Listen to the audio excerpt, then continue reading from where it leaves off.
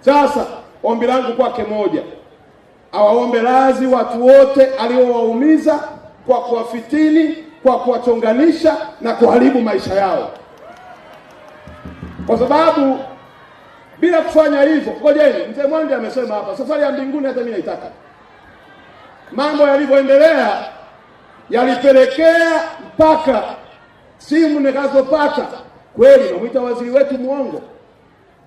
Hii stendi inayokwenda kujengwa hii, nimemwomba Waziri Mchengerwa, design iliyokuwepo ilikuwa ni design ndogo, haikizi standard ya Arusha. Waziri Mchengerwa akaongeza mpaka bajeti imefika kwenye bilioni 30. Ni faida wananchi wa jiji la Arusha, alafu namuita waziri wetu muongo.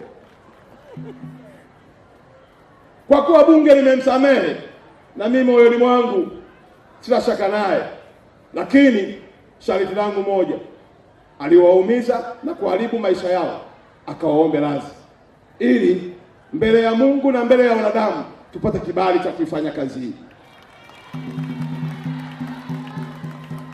Mheshimiwa Naibu Waziri Mkuu, hapa nimechomekea tu kwa sababu wajanja wanapokuwa wengi mahala